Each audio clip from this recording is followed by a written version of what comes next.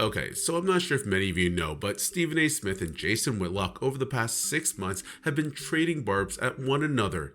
This all stemmed from the Max Kellerman exodus from First Take when Stephen A. went on tour talking about how he didn't want to work with Max, leading to several media pundits to criticize Stephen A. One being Jason Whitlock, who has never hidden his disdain for Stephen A. Whitlock, whenever given the chance, has taken shot after shot at his former ESPN colleague, but this time it appears he may have gone a little too far, getting Stephen A. to break character on a First Take and respond back to him. In the last couple of days, Jason has gone after Smith, claiming that he's an industry plant and questioned the authenticity of his memoir. These attacks occurred after Shannon Sharpe's interview with Cat Williams, where he exposed Hollywood and the industry, and it appears Jason found some similarities with all the people Cat mentioned and Stephen A. Smith. Anyways, I'm going to play you a clip of what Jason Whitlock said because it's going to be important for you to know what the basis of attacks against him were.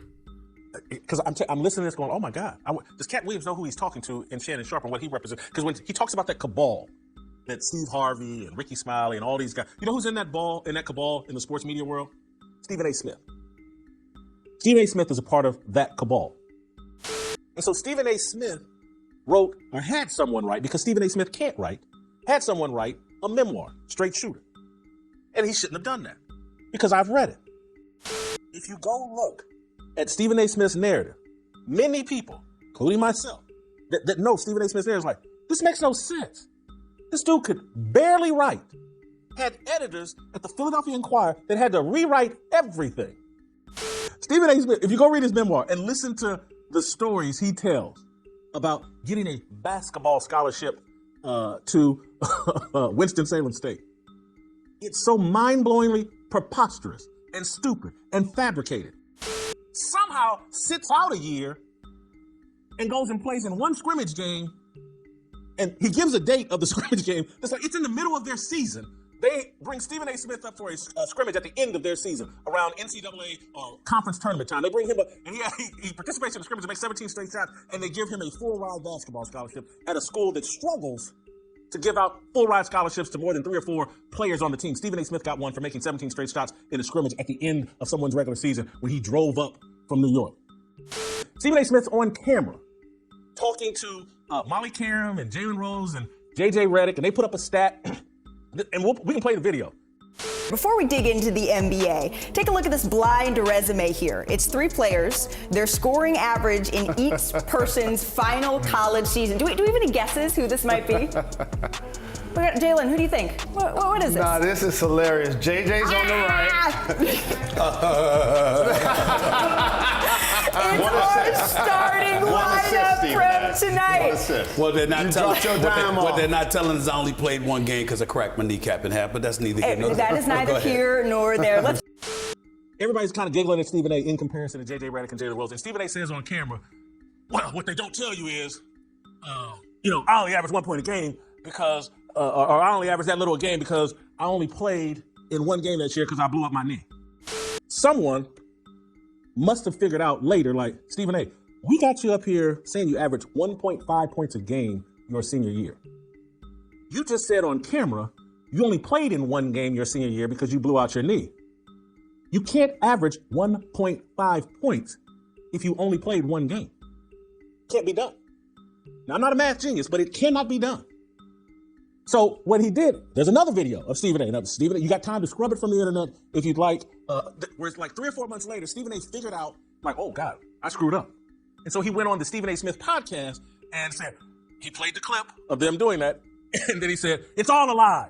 It was all a lie. I didn't play a damn game because I blew out my knee. It's a lie. How about 0? Because I never played, because I cracked my kneecap in half.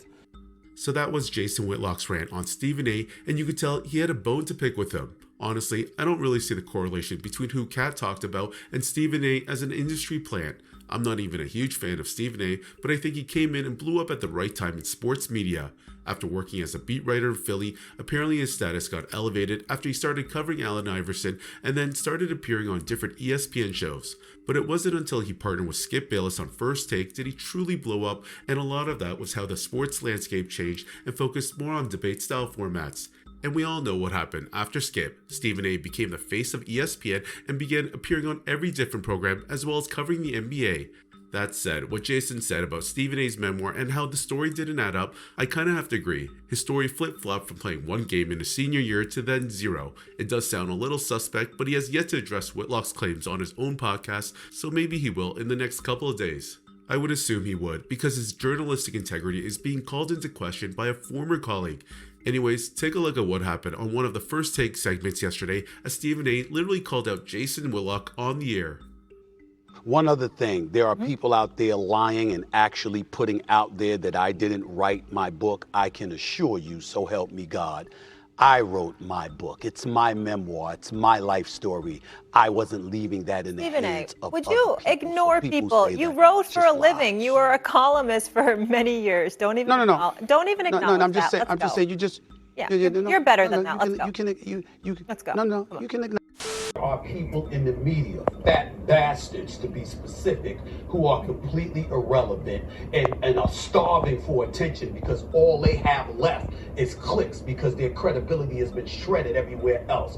And those people are left to be dealt with another day.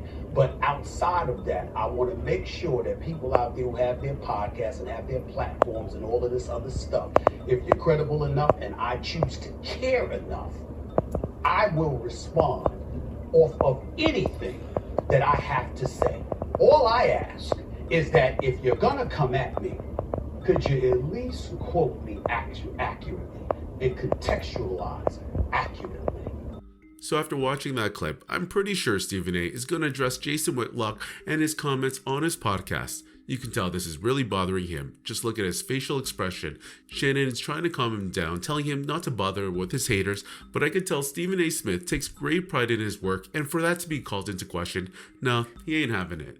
Anyways, what do you think about what Jason Whitlock had to say? Does he have a point, or is he just blowing smoke?